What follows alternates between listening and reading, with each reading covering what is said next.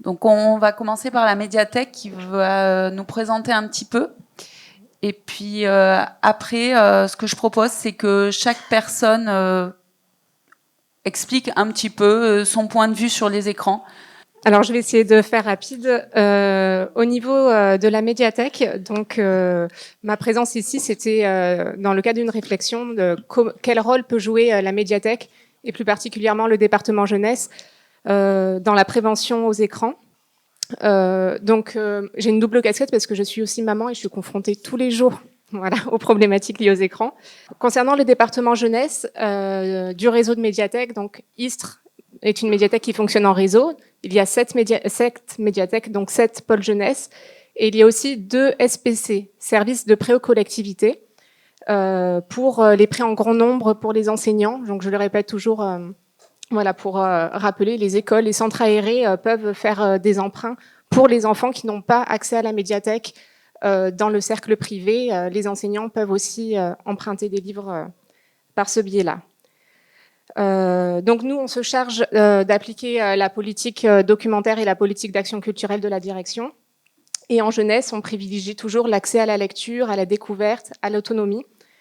Cette année, notre grand axe, ça a été vraiment de transformer l'accès à nos actions culturelles pour éviter que les enfants soient juste consommateurs de lecture passivement et de les rendre acteurs de leur apprentissage. Donc on a essayé de développer toutes nos actions pour justement pousser les enfants à également s'exprimer. Donc Bébé Conteur est devenu lire et jouer avec bébé. Et il y a aussi l'idée que les parents s'investissent aussi dans les actions culturelles qui sont proposées à la médiathèque. Et aujourd'hui, d'ailleurs, il y a un sophro-conte, donc de la sophrologie, qui est proposé avec des contes à Istres. Autre chose, donc dans notre réflexion aussi pour la prévention aux écrans, actuellement, on essaye de trouver des idées nouvelles, un petit peu originales, et on travaille justement sur des nouveaux supports, notamment les racontes-histoires, où pour les enfants dont les parents ne peuvent pas justement transmettre de la lecture ou ritualiser le soir des lectures. Et ça fait partie de nos actions, enfin de nos réflexions au quotidien. Et pour faire rapide, puisque vous m'avez demandé de faire rapide, oui, voilà, dernier point important. Nous avons créé cette année en expérimentation des espaces parentalité au sein des médiathèques, donc avec des documents qui s'adressent aux parents, qui traitent des problématiques rencontrées par les parents. Et c'est quelque chose qu'on va encore plus développer dans nos actions culturelles et dans nos documents prochainement. Alors moi, je travaille dans un service de psychiatrie et j'accueille des enfants qui sont malades. J'accueille des enfants et des adolescents tout venant. Donc on a parlé d'autisme en début d'après-midi, donc ça peut être des enfants qui sont autistes, mais ça peut être aussi des enfants qui sont scolarisés, qui ont des activités, qui ont des copains, voilà, qui suivent un cursus scolaire normal. Mais la question des écrans, elle revient à peu près dans toutes les familles. On est tous confrontés aux écrans et quand on en parle, souvent, même quand on en parle aux familles, ça vient résonner en nous, pour chacun, parce qu'on est tous confrontés à ça. Et du coup, c'est souvent une question qui est un peu tendue. Parce que quand on parle des écrans pour les enfants, forcément, les parents, des fois, oui, nous aussi, on consomme des écrans, on dirait on consomme une drogue, en plus, comme on le dit. Et pourtant, moi, je reçois des enfants et des adolescents qui ont de réels retards. Et comme il a été dit aussi en début d'après-midi, la question des écrans est là, oui, mais à côté, en effet, on remarque souvent qu'il y a la question du jeu, de la relation, qui demande à être un petit peu fouillée. Comment on fait avec nos enfants, comment on fait avec nos ados, et notamment la question du corps. Moi, je suis psychomotricienne, donc forcément, c'est le corps qui m'intéresse. Et avec les écrans, souvent, même si on parlait tout à l'heure d'écrans interactifs, on est quand même dans un rapport au corps qui est très limité. Donc, moi, je reçois voilà. Les retards que je vois, c'est surtout par un manque de stimulation, un manque d'expérience dans le quotidien. Des enfants qui sortent peu, qui ont un rapport au réel qui n'est pas toujours facile à appréhender. Et pourtant, c'est par le réel qu'on va décoder le monde. C'est-à-dire qu'on parlait du petit enfant tout à l'heure. Moi, quand on est face à un enfant, il comprend le monde parce qu'il bouge, parce qu'il ressent, parce qu'il entend, parce qu'il voit, parce que ça se passe dans son corps. Et tout ça, c'est parce que l'adulte, il va intégrer ce qu'il voit, ce qu'il entend. Il va commencer à comprendre les notions de poids, de distance, de ce qui est bon pour lui, de ce qui est moins bon pour lui, parce qu'il va faire des expériences et qu'il va les répéter, et parce qu'il y a un adulte qui va lui expliquer, lui dire, on parlait du mamané tout à l'heure, c'est ça aussi, c'est aller dire, mettre des émotions, aller aider l'enfant à décoder ses émotions. Quand on est face à un écran, souvent on est seul face avec ses propres émotions. Et pourtant, les émotions, elles passent bien dans le corps. On a chaud, on a froid, on est tendu, le cœur, il bat. Et si on reste avec ça et qu'on ne le transforme pas, le développement, il peut être freiné à certains moments. Donc voilà, pour moi, c'est vraiment la question du contact avec le réel qui ressort. C'est-à-dire que oui, les écrans, pourquoi pas, mais qu'est-ce qu'on fait à côté? Qu'est-ce qu'on va faire quand on n'est pas devant les écrans? Et notamment, comment on va aider les enfants, les adolescents à décoder leur environnement. Alors moi je suis médecin généraliste et également maman de 2 adolescents, effectivement on est confronté tous les jours aux écrans. Forcément quand on devient maman on se pose la question de comment on va laisser les enfants accéder aux écrans. De nos jours on peut pas interdire complètement les écrans, c'est pas possible, c'est utopique et en plus c'est pas forcément leur rendre service parce que du coup ils vont se faire traiter de tout à l'école parce que c'est la honte si on n'a pas un écran, un smartphone ou tout le reste. Mais nous, ce qu'on voit quand même dans nos salles d'attente et dans nos patients, moi, ça fait 13 ans que je suis installée, il y a des choses que je vois maintenant que je voyais pas avant. Quel que soit l'âge dans la salle d'attente, tout le monde a un smartphone, une tablette. Avant, ils venaient tous avec leurs livres. Alors moi, les mamies, elles venaient avec l'énorme livre, le bouquin là en 10 volumes, en disant bon, je sais qu'on va attendre, docteur. Alors j'ai pris le gros livre. Maintenant, elles ont plus le livre, elles ont la tablette et elles jouent au Scrabble, voilà, sur la tablette. Les enfants, c'est pareil. On va leur faire les vaccins pour les occuper. On va leur mettre un truc parce que comme ça va les occuper sur la tablette. Mais on peut leur chanter. Moi, je me souviens, j'avais un couple de jeunes, très jeunes parents, une vingtaine d'années. Ils sont venus avec leur petite pour faire les vaccins. Ils avaient aucun portable. Et au moment de faire le vaccin, ils se sont mis tous les deux face à elle. Et tous les deux se sont mis à chanter. Une comptine, n'importe. La petite, elle n'a pas moufté. Je lui ai fait le vaccin. Ça s'est super bien passé et à aucun moment il y a eu d'écran. Donc il y a d'autres solutions possibles pour attirer les enfants, pour les occuper, pour attirer l'esprit et pour faire en sorte que ça se passe bien. Après, comme il nous l'a dit tout à l'heure, les écrans, c'est un super outil, mais quand on l'utilise comme un outil et pas comme remplacer les parents ou remplacer l'occupation. Moi, je trouve aussi quand même qu'au cabinet, de plus en plus, on a des enfants qui se renferment, qui veulent plus sortir, qui font plus de sport, parce que leur occupation, c'est les jeux vidéo, c'est jouer en réseau. C'est très bien, mais ça remplace pas quand même l'interaction.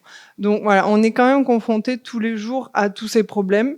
Et il faut quand même qu'on y réfléchisse pour réussir à trouver un peu des solutions pour qu'il y ait un peu de tout. Parce qu'on sait que l'activité physique, c'est indispensable pour le bon développement, pour l'activité cardiovasculaire, pour ne pas prendre trop de poids, pour les problèmes d'obésité, etc.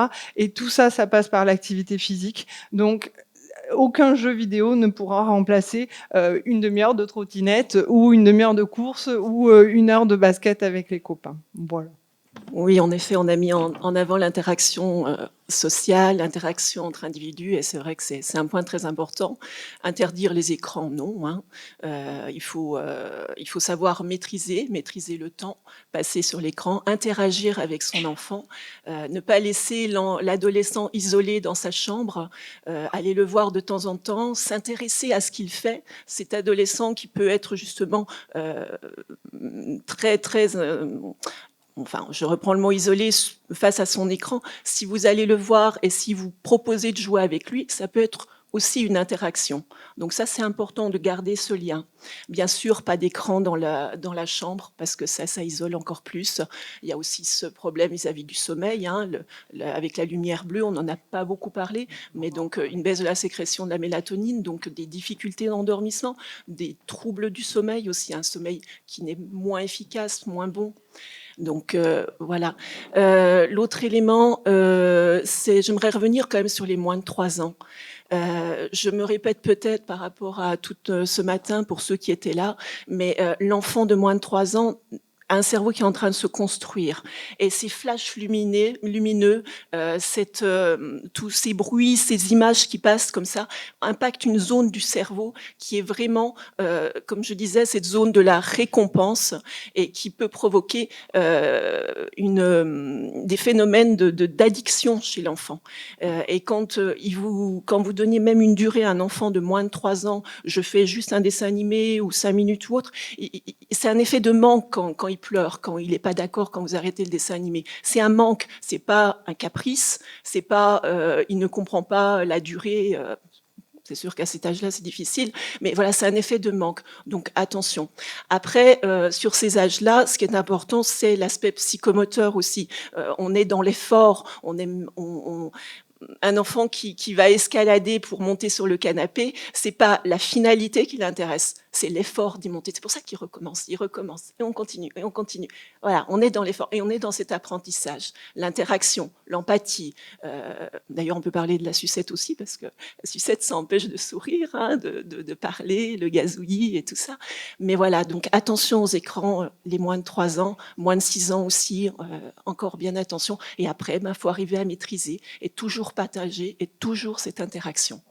Merci. Il y a beaucoup de thèmes qui ont été abordés sur ce plan-là, donc je ne vais pas ajouter. Et certainement, si j'ajouterai quelque chose, ça sera peut-être moins bien que ce qui a été dit jusque-là. Mais moi, je suis un petit peu dans la recherche de tous ces problèmes. Je m'aperçois qu'il y a une étude chinoise qui est sortie et ils sont très en avance sur nous, hein, sur ce domaine, parce qu'eux, ils ont une véritable explosion de technologie. On n'imagine pas l'avance qu'ils sont en train d'avoir en ce moment. Et ils se sont penchés sur un gros problème qu'ils ont. Une nouvelle épidémie est née en Chine. Ça n'est plus le Covid-19, c'est la myopie. On n'en a pas beaucoup parlé. D'ailleurs, Marion, orthoptiste, va mieux nous en parler.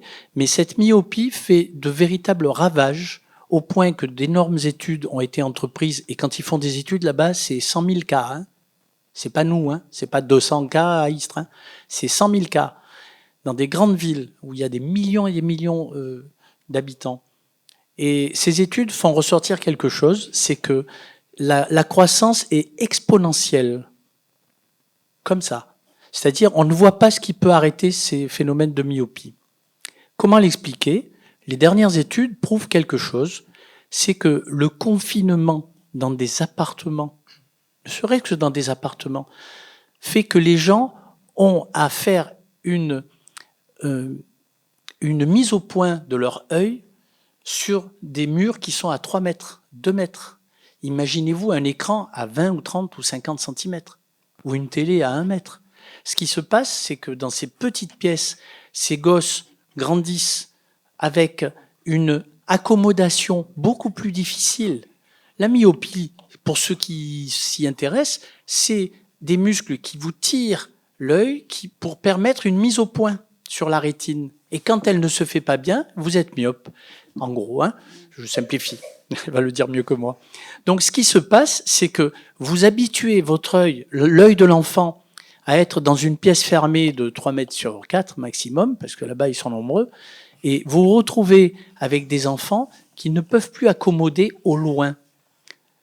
Alors que ces familles-là, auparavant dans leur famille, il y avait très peu de myopes, parce qu'ils sont tous issus de la campagne, pratiquement. Très rapidement, cet exode rural a amené beaucoup de gens dans les villes, et les conclusions de ces études disent, effectivement, l'accommodation est différente dans un appartement.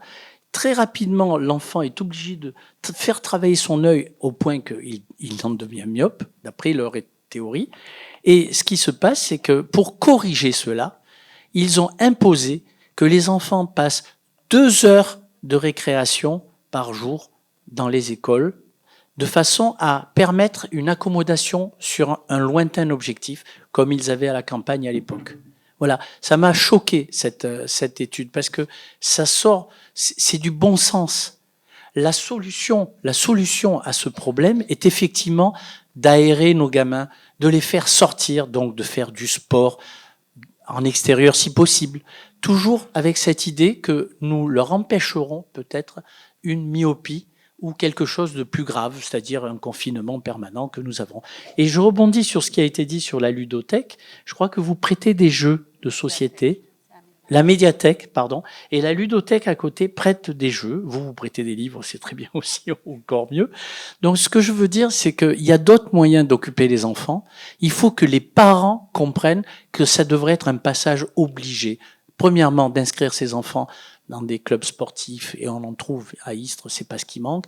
Deuxièmement, les initier à aller à la médiathèque, où il y a une foultitude de choses qui peuvent les intéresser et les ouvrir vers le monde extérieur. Donc je te passe la parole, tu vas sûrement me corriger.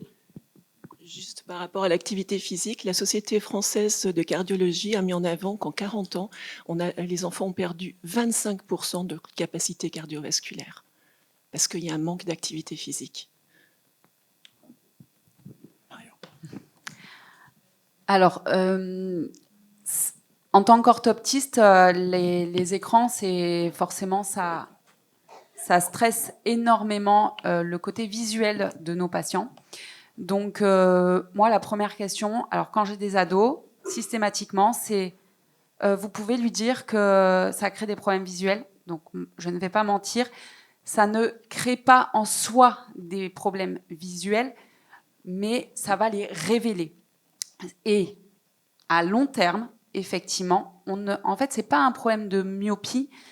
La myopie a toujours existé sur les étudiants. Par exemple, on dit souvent que les étudiants en médecine sont tellement prêts qu'ils forcent sur leurs yeux et ça crée des petites myopies. Il faut savoir que la myopie, c'est un œil qui est trop grand. Donc, en fait, les étudiants plissent et forcent sur les yeux et déforment la longueur de leur œil. Et c'est cette myopie-là qu'on peut avoir, mais également si on est des très très gros lecteurs. Ça n'a rien à voir avec l'écran. Par contre, l'écran a augmenté des problèmes d'accommodation. Et donc, à l'heure d'aujourd'hui, on a énormément de patients qui se plaignent de maux de tête et de fatigue visuelle quand ils passent trop de temps sur les écrans.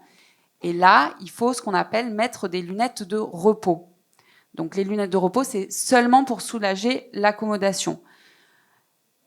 On ne sait pas trop, en fait, si vous voulez, on n'a pas encore trop de recul sur ça, si vraiment la myopie, il y a une incidence.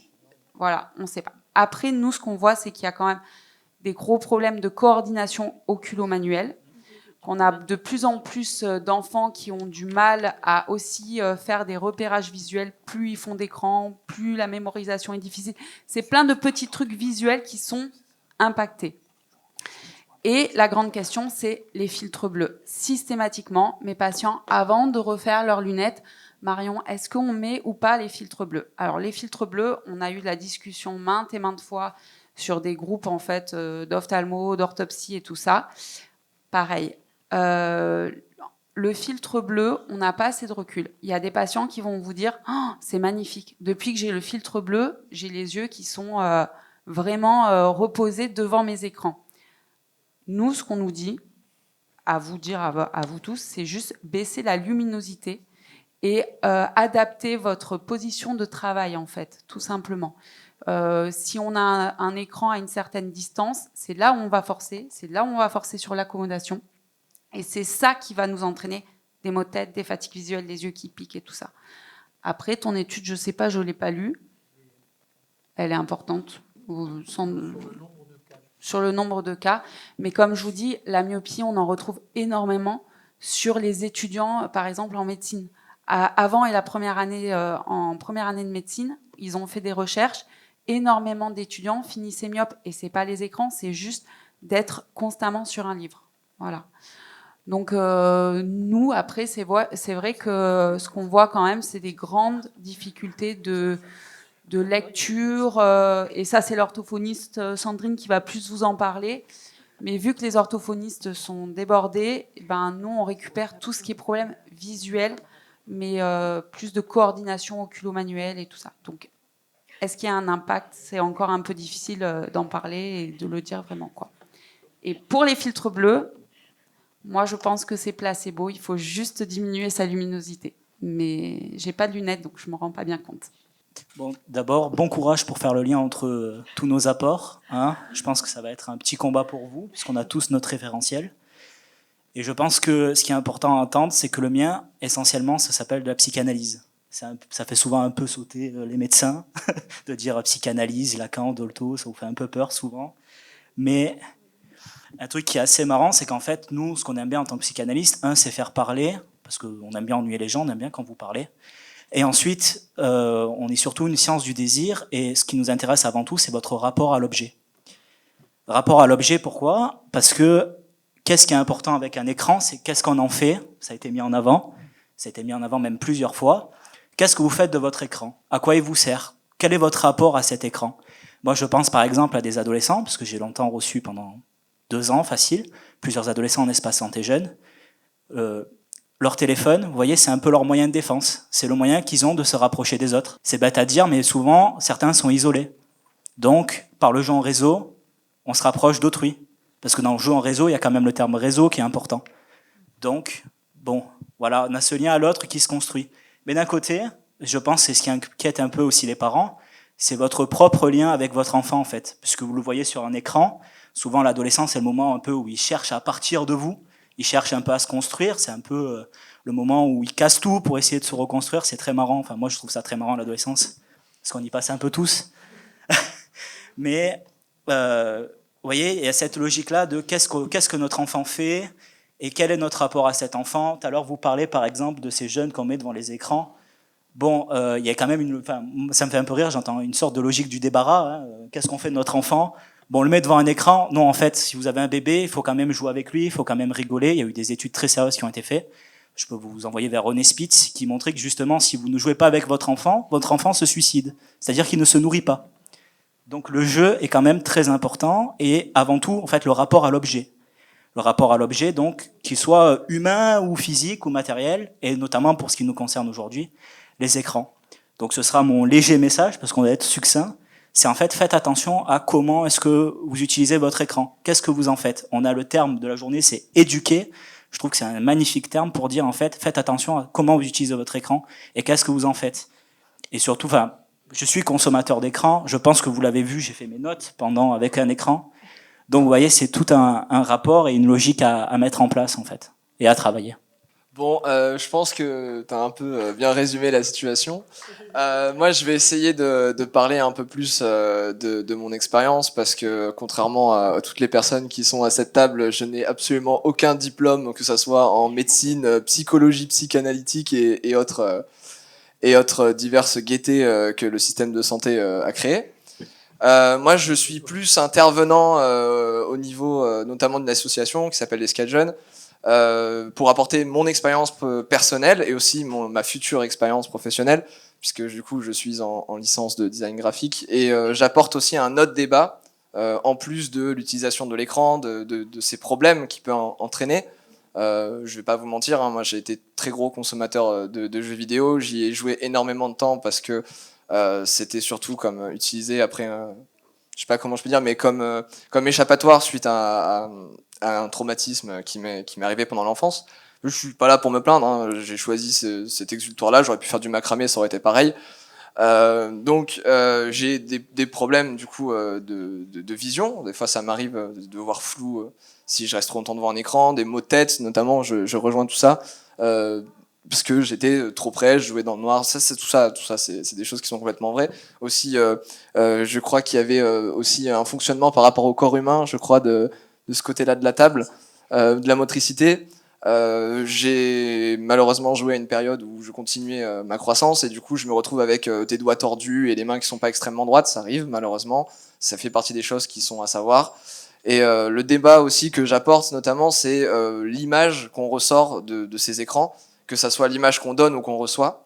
Bon, l'image qu'on reçoit, malheureusement, c'est plus approfondi. Je peux pas vous parler pendant des heures de ça. Ça serait un peu compliqué, ça serait très long, malheureusement.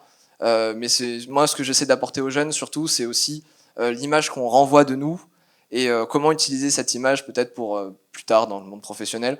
Je vous cache pas que ça nous est déjà arrivé, moi en tout cas à titre personnel, de voir des jeunes sur leur profil Facebook qui mettent en description fêtard, fait la tournée des bars, aime finir en coma éthylique. Je vous cache pas que pour trouver un boulot après, quand le recruteur cherche votre nom sur Facebook, ça devient un petit peu compliqué. Voilà, ce genre de choses. J'ai aussi, du coup, avec mon expérience de gros joueur, de gros joueurs et aussi de gros consommateurs d'écran, j'apporte aussi mes solutions qui sont peut-être un peu moins alarmistes parce que, étant consommateur, je peux pas crier en disant attention, regardez, je suis le premier à regarder des écrans. Lui, il a fait ses notes. Bon, moi, je suis un peu plus de mémoire, mais ça m'arrive aussi de passer des heures devant mon écran, notamment juste pour mes cours déjà. En fait, ma formation, c'est 90% d'écran. Donc rien que ça déjà fait que je ne peux pas cracher dans la soupe.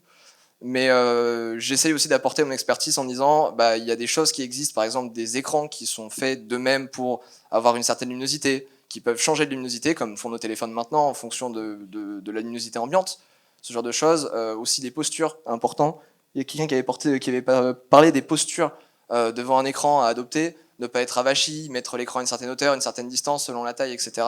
Ça, c'est des choses qu'il faut savoir et pour lesquelles j'aimerais bien sensibiliser un peu plus, puisque c'est un domaine que je maîtrise, contrairement à tout ce qui va être en lien avec le corps humain. Voilà.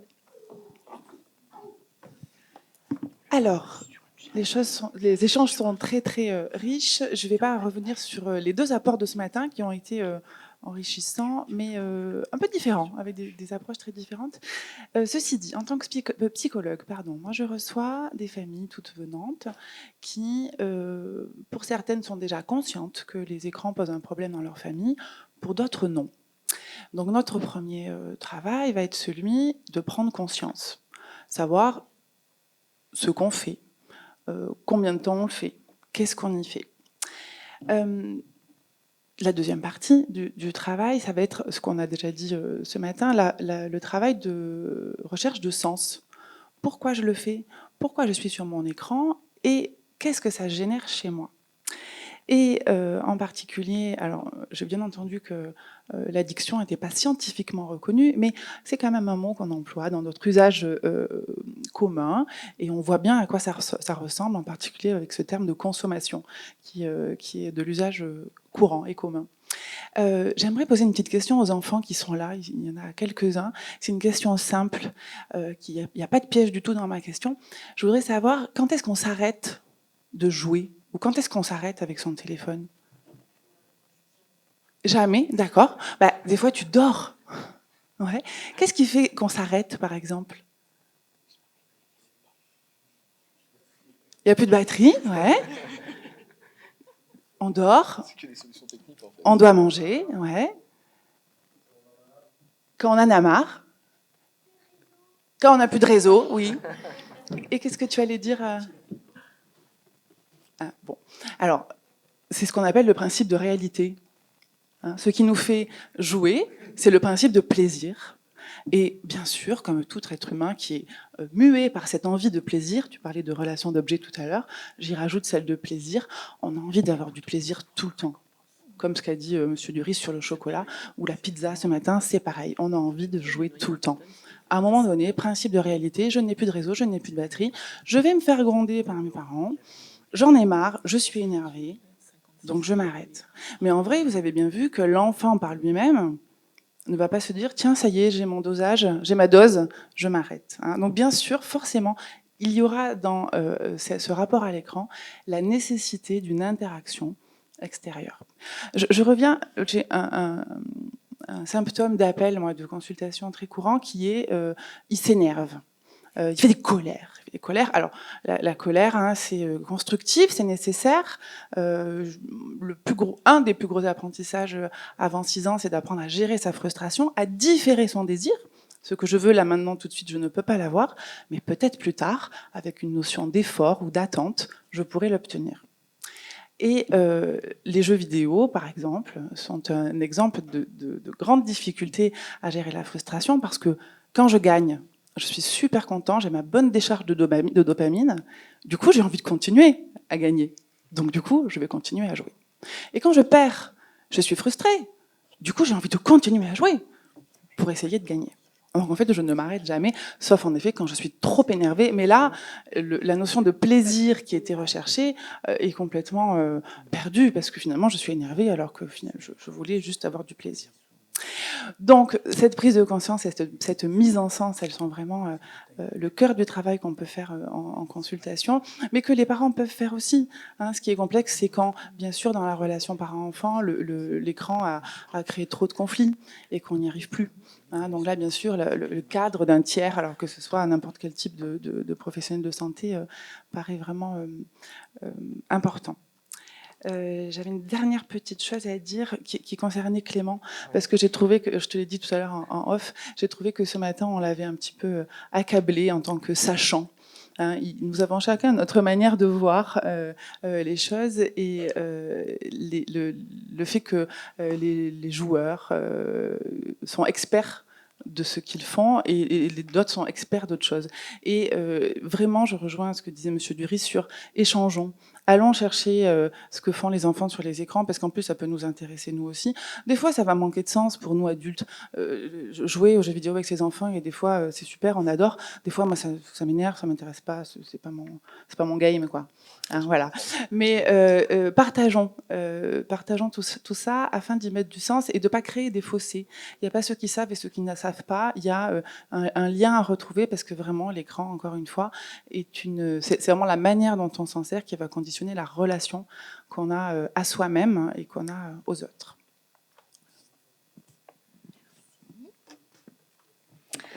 Alors moi, je vais rebondir sur plusieurs choses qui ont été dites aujourd'hui et qui vont vraiment faire partie de mon discours au quotidien envers mes patients, mais voilà, aussi envers mes enfants, parce que je suis mère de famille aussi. En fait, il faut savoir qu'un enfant a besoin d'interaction. Alors, on en a parlé déjà, les interactions, qu'est-ce que c'est? Eh bien, chez les tout-petits, ça va commencer par le sourire, la mimique, voilà, le langage. Monsieur Duris nous a parlé des intonations, tout ça, c'est très, très important. L'échange de regards est vraiment très, très important pour les enfants. Et puis, il faut savoir que les enfants apprennent le langage par imitation. Donc, on comprend tout de suite que s'ils sont seuls sur l'écran, effectivement, il n'y a pas grand échange. Voilà. Donc, là encore, ça va être l'usage de l'écran. L'écran adapté à l'âge ou pas, ce qu'on en fait, si on échange après sur l'écran ou pas. Moi-même, en tant qu'orthophoniste, j'utilise les écrans, parfois même dans mon travail, parce que j'ai des bilans informatisés, des passations de bilans informatisées qui sont très utiles. J'ai des jeux aussi que j'utilise parfois, mais je vais toujours veiller surtout à accompagner l'enfant, qu'il ne soit pas seul sur cet écran. Et évidemment, je ne vais pas lui proposer que ça. Voilà. Ce n'est même certainement pas la première chose que je vais lui proposer. Voilà. Il y a d'abord un échange, un dialogue. Ça, c'est très, très important. Et ce que disait Marion, je la rejoins aussi. Il faut vraiment entrer dans le domaine de l'enfance. Rejoindre nos enfants dans leur jeu, quel qu'il soit. Voilà, même si parfois pour nous, ça signifie pas toujours grand-chose. Mais voilà. Et surtout, il ne faut pas que le jeu sur ordinateur, ordinateur ou autre, que les écrans, on va dire, se substituent à d'autres choses. Par exemple, moi, je dirais qu'il est très important d'introduire le support du livre très, très tôt, d'habituer les enfants au support du livre. Moi, j'ai participé plusieurs fois à quelque chose qui s'appelle Un bébé, un livre. On va dans les maternités faire de la prévention et on introduit très tôt le support du livre pour que l'enfant s'habitue à ce support-là. Ça fait ricaner Clément. T'es pas d'accord, Clément, avec le livre? Ah, pardon. On était en train de parler du fait que c'était quand même important d'introduire des éléments comme le livre Ah, bah, voilà. ou d'autres formats, autres que les écrans, ou même Voilà. des moyens d'acquérir des connaissances plus traditionnelles, je dirais, même si traditionnel n'est pas forcément le bon mot. Mais ouais, on était en train de parler de ça, on est tout à fait d'accord Je avec, pensais que tu voulais avec ce réagir point-là. en sens inverse, d'accord. on Tu est tout peux, à fait hein, tu d'accord peux avec tout à ça. fait, d'accord. Ouais, ouais, mais on est d'accord. Jusque-là, D'accord. tout va bien. Voilà, parce que le livre, ça va aussi permettre de développer un certain imaginaire. C'est-à-dire que quand on est sur un écran, les images nous arrivent et avec le livre, on va imaginer certaines choses. Donc voilà, c'est une activité différente. Et puis, bon, évidemment, tous les jeux, hein, la psychomotricienne en a parlé aussi, tous les jeux d'objets sont importants aussi. Échanger. Enfin, voilà, d'ailleurs, un enfant très jeune, son jeu favori, ça va être de donner son jouet pour qu'on le prenne, qu'on le lui rende, les tours de rôle, voilà, tout ça, c'est vraiment très, très important aussi. Et en faisant tout ça, finalement, on habitue l'enfant à des interactions sociales. Parce que dans la société, il y a des tours de parole. Et puis voilà, là c'est un petit peu ce qu'on a fait finalement, un tour de parole. Pour ça, il faut être habitué aux relations sociales. Voilà. Par rapport au problème de l'autisme qui a été soulevé aussi, ce qui pose problème très très souvent, c'est lorsque l'enfant se trouve seul face à l'écran, c'est-à-dire qu'il peut, au bout d'un moment, ressentir un sentiment d'abandon. Et ça va être vraiment terrible pour un enfant. Donc voilà, c'est plus ça en fait qui va poser problème que l'écran lui-même. Voilà. Il faut savoir aussi que un enfant a un temps d'attention quand même limité. Un enfant ne peut pas rester attentif très très longtemps. Et c'est pour ça qu'on va déconseiller vraiment les écrans le matin. Parce que si on les met sur les écrans le matin avant d'aller à l'école, l'écran va quand même capter leur attention. Et après, ils auront plus de difficultés à soutenir l'attention en classe. Et là, on va arriver sur ce que disait Marion, c'est-à-dire des problèmes d'apprentissage, de la lecture, voilà, tous les apprentissages.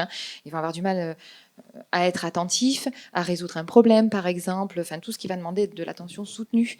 Et c'est vrai qu'en cabinet, on rencontre des difficultés d'attention soutenue chez les enfants qui sont beaucoup sur des écrans. On peut faire le lien. En Oui, effet, 10 minutes 10 minutes de télévision le matin, dans les études, c'est très clair. Il y a une baisse d'attention à l'école. Voilà. Ouais. C'est nocif pour... voilà, tout à fait. Il vaut mieux s'ennuyer, il faut mieux regarder le plafond, il vaut mieux écouter de la musique éventuellement, mais alors simplement boire son biberon en regardant le plafond, c'est très très bien.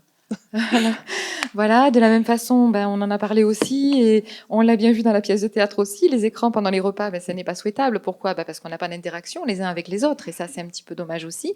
Le repas, c'est un moment privilégié quand même pour la famille. Avant de s'endormir, ça va gêner le sommeil. Donc voilà, en fait, c'est vraiment l'usage, c'est vraiment ce qu'on va en faire, d'où le terme éduquons nos écrans, c'est-à-dire essayons d'en faire quelque chose de bien. Voilà, c'est ce que je disais ce matin en ouverture pour ceux qui étaient là. Voilà. Moi, ce que j'ai envie vraiment, vraiment de souligner, c'est donc la nécessité d'accompagner l'enfant, d'en reparler avec lui, parce que ça va lui permettre une prise de recul sur ce qu'il a vu. Ça va aider à digérer certaines choses et à comprendre. Et puis cet échange, quand on échange, on génère du langage de toute façon, c'est toujours intéressant. La gestion du temps, du contenu, on en a beaucoup parlé. Et surtout, ce que j'ai envie de dire, c'est régalez-vous avec vos enfants. La notion de plaisir dans l'échange, le rire, le plaisir, quelle que soit la situation, vraiment cette notion de plaisir est très très importante avec vos enfants. Voilà, c'est vraiment le message que j'avais envie de faire passer aujourd'hui. Et puis, n'oubliez pas des activités comme la lecture du soir, des activités comme se demander, juste pendant les vacances, quel a été ton meilleur moment dans la journée.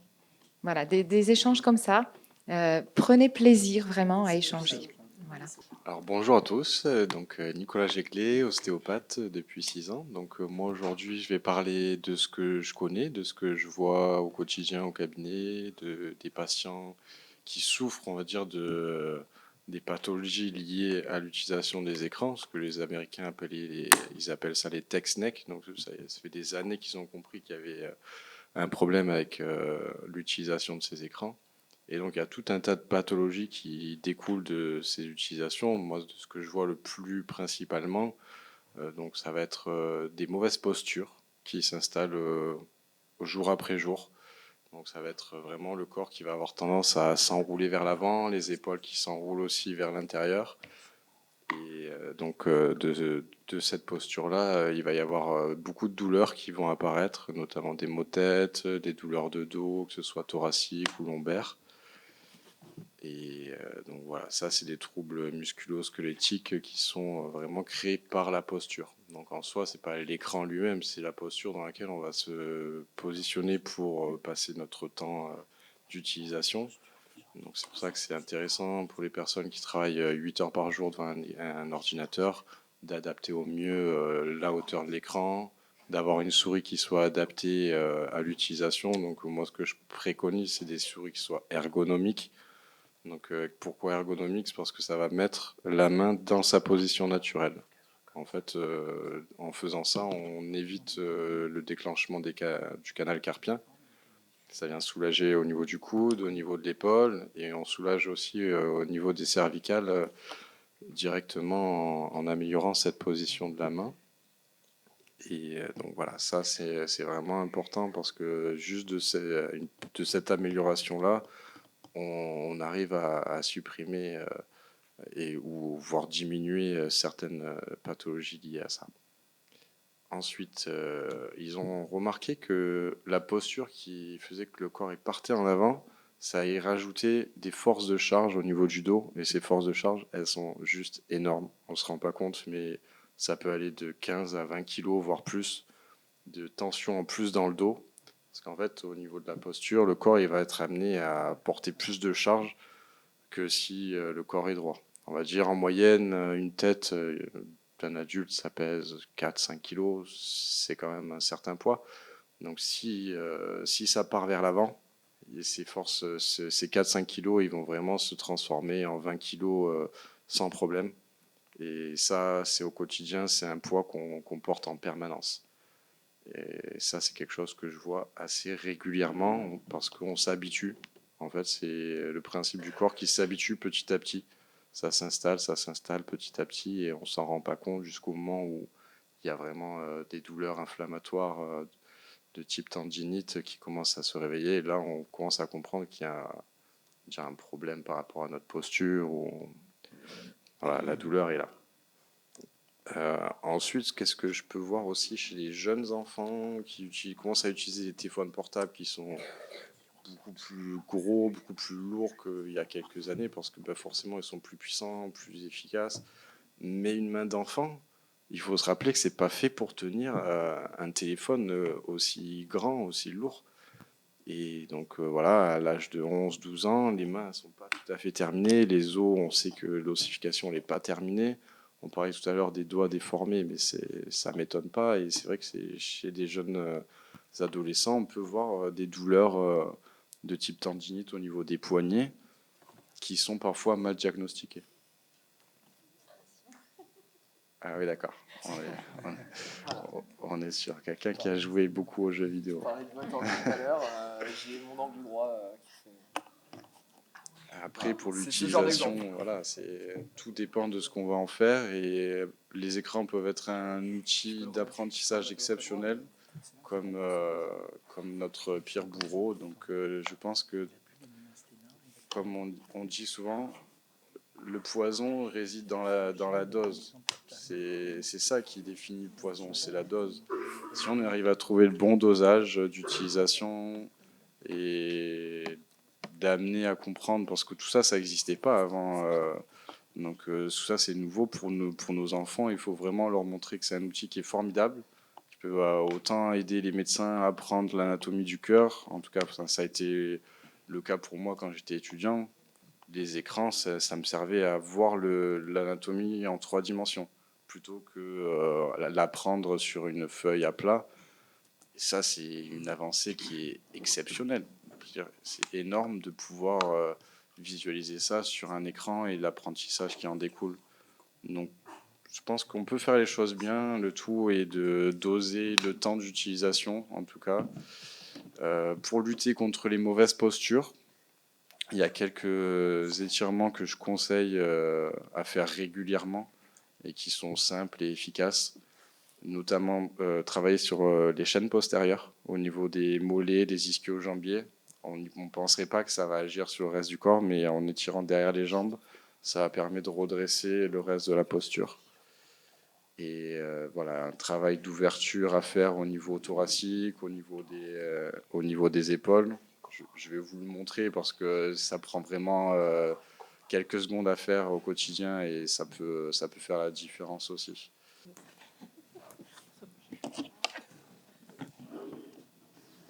Vous avez tout appris en une fois, c'est génial. Ou alors on les a tellement ennuyés qu'ils dorment tous. Non. Ils sont tous endormis. Non.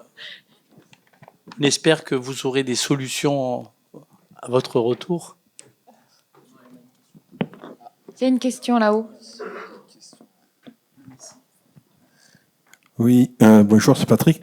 Alors j'ai loupé le début parce que je rangeais le théâtre. Peut-être que vous l'avez dit, mais sur Internet, la position d'un écran par rapport à la figure, on va dire, on trouve un peu de tout et différent. Est-ce que vous avez un message unique pour nous dire il faut le mettre à 50 cm, 60 cm, à hauteur des yeux, dessous, enfin, j'ai tout lu. Si vous avez un avis commun, je le suis preneur. Merci. Alors, par rapport à la hauteur de l'écran, il faut que les yeux se trouvent, on va dire, entre 1,5 cm et demi, 2 cm en dessous de la hauteur de l'écran. C'est-à-dire que là, c'est la hauteur de l'écran. Et nos yeux, ils doivent être à ce niveau-là, un petit peu en dessous de la hauteur de l'écran. Sauf si tu as des progressifs. Après, Alors là, par rapport à la... C'est une excellente question parce que je pourrais parler des verres progressifs puisque je suis à l'âge où on porte des verres progressifs et je me suis aperçu que nos écrans d'ordinateur maintenant sont réglables et heureusement parce que sinon vous êtes avec une hyperextension de votre cou et vous développez une pathologie musculaire également. Donc c'est vrai que ces écrans sont maintenant réglables vers le bas pour ceux qui ont et les verres progressifs, je crois que c'est la seule solution, hein. En fait, ça dépend complètement. Alors, pour les enfants, oui, on dit à peu près à la hauteur des yeux, hein, c'est ça? Pour un tout petit peu plus bas que la hauteur des yeux. Voilà. Et en fait, je me suis posé la question parce que je savais qu'on allait forcément en parler. Et j'ai lu comme quoi si on avait des verres progressifs, des verres intermédiaires, ben, en fait, ça doit vraiment dépendre de la personne. C'est vraiment en fonction du confort de la personne, la chaise, la luminosité, l'inclinaison et tout. Donc ça dépend de tes verres. Et à ce moment-là, il faudrait que tu demandes, toi, à ton opticien, le conseil en fonction du verre qu'il te fait. Si tu n'as pas de verre, ben, c'est ce que Nicolas a dit. 2 cm en dessous des yeux, c'est ça? Voilà, à peu près. Mais forcément, si tu as des verres progressifs, ta vision va être de loin. Si tu as des verres avec que de près, enfin, tu peux pas avoir la même distance, sinon tu vas pas voir net. Et tu vas forcer, et tu vas t'approcher, tu vas reculer, et c'est là où tu vas mal te positionner. Pensez essentiellement au cou, parce que si vous êtes en hyperextension, vous n'allez pas tenir longtemps et vous allez avoir des maux de tête que vous attribuerez à je ne sais quoi. En fait, c'est essentiellement une tension musculaire que vous avez au niveau des cervicales. Donc j'ai bien compris la hauteur, merci. Et la distance? Alors, par rapport à la distance, je ne pourrais pas vous dire exactement parce que tout dépend de ce qu'on va utiliser comme écran. Il y a des personnes qui vont travailler avec 2 écrans, par exemple, mais pour un seul écran, en fait, 40 ou 50, normalement. C'est ce qui est préconisé. Merci. Ouais, effectivement. Par rapport à ce que disait le docteur Sierra, aux douleurs musculaires cervicales, en fait, il faut savoir que les yeux, ils sont liés directement aux muscles sous la tête, ce qu'on appelle les sous-occipitaux. C'est des petits muscles qui sont liés à la motricité directement de la vision. Et donc forcément, c'est des tout petits muscles et qui, si on les sursollicite trop, vont être amenés à être inflammatoires et déclencher une compression sur la base du crâne qui déclenche par la suite des maux de tête et des fatigues chroniques. Donc voilà, ces petits muscles sous-occipitaux, il faut aussi prendre conscience qu'ils font partie de la motricité des yeux et qui sont juste derrière sous la tête. Donc voilà, à ce niveau-là. Je vais m'y coller, je pense, parce que j'ai eu ce débat aussi avec mes parents et il n'y a pas si longtemps que ça d'ailleurs. Il y a quelques années en arrière, je dirais même. Le temps d'écran, et je vais revenir sur ce qu'avait dit l'intervenant cet après-midi, qui est pas totalement faux. C'est que bon, après, moi, je peux pas juger sur la base des enfants qui sont en dessous de, je dirais 12 ans à peu près, parce que c'est pas le public que je vise. Mais à partir d'un certain âge, si tes parents pensent que tu peux avoir la maturité, et si tu penses avoir la maturité nécessaire de pouvoir t'auto-réguler, d'en discuter avec eux, de dire bah tiens, moi je me suis mis sur ce jeu-là, une partie ça peut durer tant de temps, comme je sais pas si tu étais là cet après-midi quand tu as eu l'intervention avant la pièce de théâtre, mais il disait que le mieux c'était à partir d'un certain âge d'en discuter et savoir combien de temps dure par exemple une partie, si tu veux faire 1 ou 2 parties, voire 3, allez si t'es gourmand. Aussi, ce qui est aussi important, c'est de caler ce temps de jeu dans son emploi du temps pour se dire bah, de telle heure à telle heure, je sais que je vais jouer. Je sais que les parents aiment peut-être pas forcément ça, mais quitte même à le faire avant les devoirs, par exemple, si tu te sens de plus faire tes devoirs avant d'être couché, après manger, réserve-toi 1 ou 2 heures quand tu rentres de l'école, joue un petit peu avant et fais tes devoirs après jusqu'à aller te coucher. Après, je sais pas quel âge tu as ou en quelle classe tu es. Alors, Oui, moi, tu as quel âge? Voilà, c'est Ouais, ce que j'allais ça, dire. c'est Tu surtout as ça quel la âge? question. J'en ai 12. 12 ans, ok, d'accord. On a 12 ans. Ça fait quelle classe, ça, 12 ans à peu près? En 5e? Ok, en 5e. Ouais, non, en 5e, non. Alors, fais tes devoirs d'abord et après réserve-toi du temps pour de jouer. Mais non, le mieux, c'est de réussir à en discuter avec tes parents. Après, je sais que la question du temps de jeu peut être problématique, mais il faut aussi savoir que enfin là je vais parler d'un point de vue technique, mais selon par exemple la distance ou le type d'écran que tu vas utiliser, tu peux avoir des fatigues selon la posture, etc., qui vont être différentes en fonction du temps que tu vas passer devant. Donc c'est surtout une discussion, je pense, surtout vers les 12-13 ans, c'est pas mal de commencer à en discuter pour éviter peut-être problème dans l'adolescence. De savoir combien de temps toi tu penses qu'il est raisonnable de jouer, combien de temps tes parents pensent qu'il est raisonnable de jouer, et faire un entre-deux, un compromis entre vous. Parce que moi, je vous avouerai que j'ai eu pas mal de problèmes avec mes parents aussi, et c'est vraiment ce que je conseille, c'est ce qui a marché pour moi, donc c'est mon expérience, c'est ce que je vous conseille. Je vais en profiter pour rebondir, mais alors très succinctement, pour avoir eu ce cas de figure en cabinet. Je sais que souvent, les enfants, quand ils rentrent de l'école, ils en ont un peu marre et ils ont envie de souffler. Se mettre sur un écran, c'est pas forcément la bonne idée. Souffler, ça peut être une très bonne idée, mais généralement, moi, ce que je conseille, c'est prenez un peu de temps, goûter, à la limite discuter, lisez un petit peu, ouais, caresser le chat, etc. Jouer avec le chien, et puis après, faites vos devoirs, et après, vous pouvez faire, on va dire, une activité un peu plus chronophage. Après, ça dépend, je pense, si tu es en semaine ou si tu es en week-end. C'est pas forcément le même temps. Et puis, je sais pas, moi, si tu as prévu d'aller au cinéma avec tes parents et que ça dure 1h30 le film, bah, si tes parents t'ont dit tu as le droit à 1 heure d'écran, tu vas pas sortir du cinéma au bout d'1 heure. Tu vas vouloir regarder la fin. Donc, ça dépend de énormément de choses. Après, toi, qu'est-ce que tu préfères? Est-ce que tu aimerais le soir jouer avec tes parents ou être enfermé dans ta chambre tout seul à regarder la télé? Jouer avec tes parents. Et ben alors, du coup, t'as ta réponse. Zéro télé et fais un jeu de société. Faut savoir sacrifier certaines choses. Et, ah oui, et pour en revenir, parce qu'on en a discuté entre midi et 2, nous, ce qu'on voit en tant que praticiens, c'est de plus en plus dans nos salles d'attente. Et quand on donne des rendez-vous, ben en fait, on voit les parents qui donnent leur téléphone aux enfants en disant... d'ailleurs, ça faisait partie de notre questionnaire hein, qu'on n'a pas eu le temps de...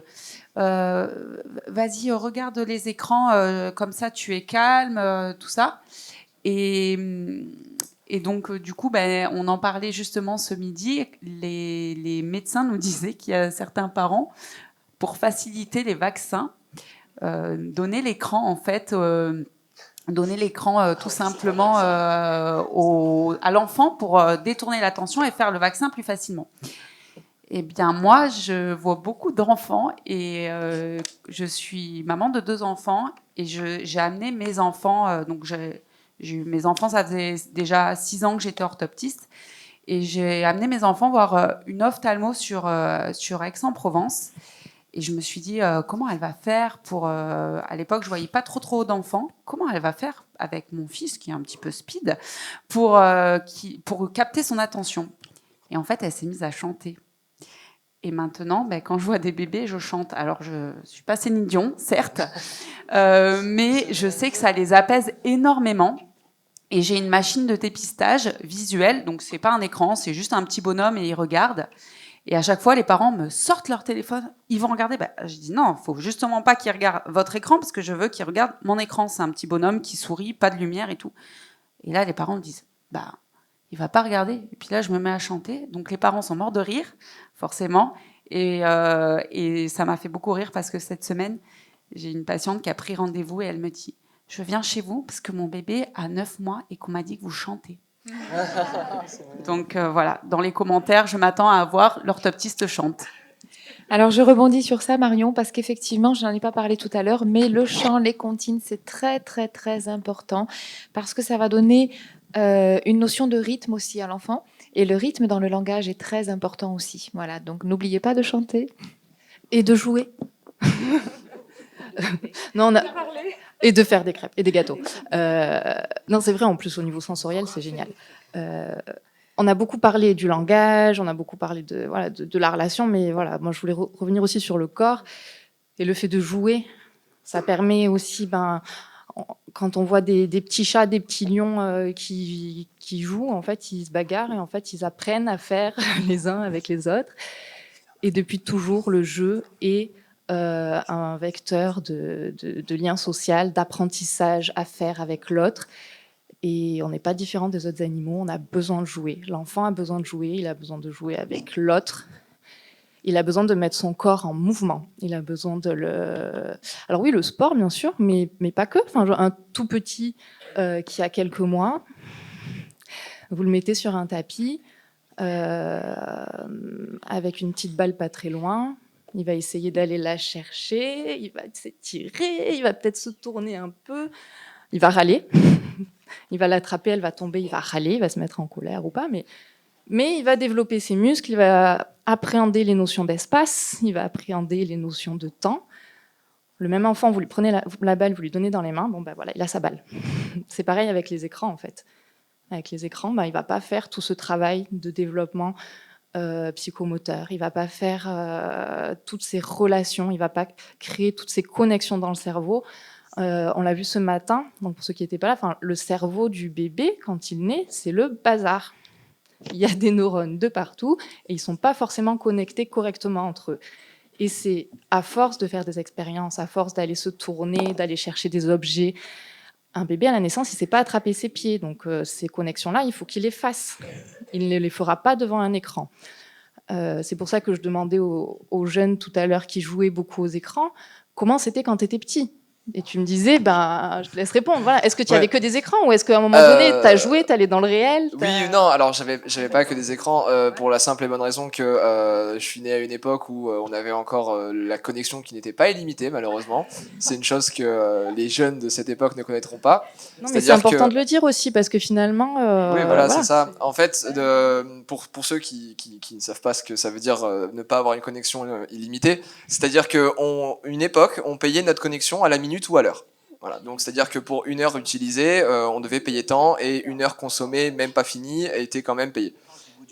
Oui, plus, ouais, bon bref, on parlera pas de ce genre de détails techniques, mais du coup, le fait est que on avait beaucoup moins de temps, droit, en tout cas, de passer du temps sur les écrans et sur Internet, les réseaux, etc. Ce qui fait que j'étais cantonné à beaucoup de jeux plus éducatifs, ou en tout cas des jeux sur lesquels mes parents avaient un regard. Ça, c'est très important, que les parents aient un regard sur les jeux auxquels les enfants jouent. Je vais parler de peut-être quelque chose que vous avez déjà entendu parler. À chaque fois qu'on a un spot de pub pour un jeu, on a quelque chose qui dit Peggy 3, Peggy 6, etc. Peggy, c'est donc une norme maintenant, c'est devenu une norme. Tous les jeux en France doivent avoir ce Peggy. Et ce Peggy va vous donner un âge d'utilisation favorable. Après, c'est à la responsabilité des parents. Si votre enfant a 8 ans et que vous voulez lui donner un jeu qui est dit réservé aux personnes de 18 ans, c'est libre aux parents. mais il faut aussi respecter ça et regarder un peu le contenu. Moi, j'avais un contenu qui était relativement adapté à mon âge. Je pense que Adibou, pour un enfant de 5-6 ans, ça devrait aller. Et c'était des jeux qui, pareil, me prenaient la tête rapidement, donc j'avais un rapport aussi vite j'arrête parce que ça me saoule. Mais c'est vrai que j'avais aussi, grâce à mes parents, j'avais aussi un gros regard sur le monde réel et j'étais pas cantonné à mon écran quand j'étais petit, ouais. C'est vrai. Bon, on va pas. On a une autre question. Une question, Marion, d'un enfant, s'il te plaît. Est-ce qu'avant de dormir, on a le droit de regarder un petit peu d'écran? Non. Ah, c'est un peu. Si, mais. Tu es trop petit. Alors, encore une fois, ça dépend de l'âge. Moi, Oui, ça dépend de l'âge. Tu es trop petit pour ça, mais tu es trop petit pour ça. Les papas et maman, ils ont le droit, voilà, d'accord? C'est ça. C'est-à-dire que moi, en tout cas, je suis pas scientifique, mais je lis beaucoup de revues qui sont par rapport à ça. Et c'est vrai que même pour un adulte, il est préconisé d'arrêter les écrans un certain temps avant d'aller se coucher. Oui, une demi-heure avant. Normalement, voilà, même pour les adultes, il faut arrêter les écrans au moins une demi-heure avant si on veut avoir une bonne qualité de sommeil. 3 heures pour toi. Voilà, 3 heures pour les enfants. Il a dit 3 heures. Alors, si je peux me permettre, je vais t'expliquer pourquoi, parce que donner une réponse, ça suffit pas. C'est ça. En fait, c'est à toi que je parle. Si tu regardes l'écran avant de t'endormir, tu vas mettre beaucoup plus longtemps à t'endormir. Et c'est vrai que parfois, quand on met du temps à s'endormir, on réfléchit à plein de choses, des choses qui nous embêtent et qui font qu'on dort pas très bien après. Que nos rêves ne sont pas très tranquilles, même si les rêves nous aident à évacuer plein de choses. Et si plutôt tu lis un livre, si tu laisses ton cerveau au calme, tu dormiras beaucoup, beaucoup mieux et tu seras plus en forme pour aller à l'école le lendemain matin. Et ça, c'est important. Pour être en forme, pour jouer aux bons horaires. Moi, je voudrais préciser aussi que les parents sont bien sûr un exemple pour les enfants. Il ne faut pas l'oublier. Donc voilà, il faut y penser aussi. Et après, on voit que nous aussi, dans les jeux simples, alors, est-ce que vous avez tous joué au Memory quand vous étiez plus jeune? Vous voyez les 2 cartes que vous devez retourner? Les enfants, vous connaissez le Memory? Levez la main, ceux qui connaissent. Ouais, mais je les ai eus en consulte, ça compte pas. Ah, c'est pour ça. Il y a un biais de sélection. Mais les parents aussi. Les parents sont frustrés. Qui connaît le Memory? Tout le monde connaît le Memory. Magnifique. Et ben, dans ce jeu-là, souvent, je le fais et les enfants, ils me disent, des grands enfants, ils me disent, c'est quoi? Alors, je dis, c'est le Memory. Il me dit, non, je connais pas. Et là, quand je lui explique la règle, il me dit, ah oui, j'en ai sur les écrans. Et en fait, vous voyez ce moment où on doit retourner la carte. C'est ce qu'on appelle un moment où il y a la pince qu'on est en train d'activer. Et c'est tout ce qui est coordination oculo-manuelle. Il faut replacer la carte au bon endroit. Donc, l'espace sur une tablette est quand même plus réduit que quand on joue au Memory sur tout ça. Et en fait, je me rends compte qu'à l'heure d'aujourd'hui, il y a à peu près 1 enfant sur 2 qui n'a jamais joué au Memory. Et la dernière fois, j'ai voulu proposer à ma fille de 6 ans de jouer au Memory. Elle me dit « Ah ouais, on en a un chez mamie, mais je connais pas les règles. » Et je me suis rendu compte que moi-même, je jouais toute la journée avec mes patients et que je le faisais pas avec ma fille. Et ce qui m'a fait le plus mal au cœur, c'est que cette semaine, elle a pris son téléphone. « Oui, alors Sandrine, tu as reçu le mail ?» Donc Sandrine et la personne avec qui on a organisé, et elle me refaisait « Tu as reçu le mail ?» Elle se moquait de moi, entre guillemets. Et je me suis rendu compte que moi aussi, malheureusement, je passais beaucoup de temps sur l'écran et que c'était à moi aussi de faire un effort pour montrer l'exemple. Et c'est ce qu'on voulait tous dire aujourd'hui, je pense. C'est avant de dramatiser tout ça, c'est une prise de conscience, nous, d'adultes. Voilà. Après aussi, ce qu'il ne faut pas oublier et qu'on met souvent en avant, c'est le lien à l'autre. C'est très bête à dire, souvent on se moque un peu aussi des analystes avec le complexe d'Oedipe, mais le lien à l'autre, c'est ce qui fonde la société et c'est ce qui permet la création de la culture. Et le lien à l'autre, c'est constamment présent dans notre vie, quotidiennement, que ce soit entre, par exemple, quand vous allez travailler, quand vous allez parler au sein de votre famille ou autre, et ce lien à l'autre, il faut savoir le développer et le privatiser, voire le chérir, à défaut des écrans, en fait. Et c'est bête à dire, mais faites des choses avec vos enfants, en fait. Si je peux rebondir, faites entre vous. justement, ce qui m'a étonné dans nos échanges, c'était l'importance de la culture et comment développer la culture des enfants. Et c'est là où la médiathèque essaye vraiment de se renouveler et de prendre toute sa place pour permettre ce lien-là avec l'autre et aussi se construire son intégrité, sa pensée en autonomie. Donc voilà, pour conclure, et je suis vraiment désolée, je dois partir parce que la médiathèque de Miramas fête ses 40 ans et on m'attend là-bas. Donc merci pour votre écoute et à tous pour vos échanges. C'est le mot de la fin de toute façon. Merci beaucoup à la médiathèque pour ce partenariat. Un grand merci. Et merci à vous. Bravo à vous. Un grand merci.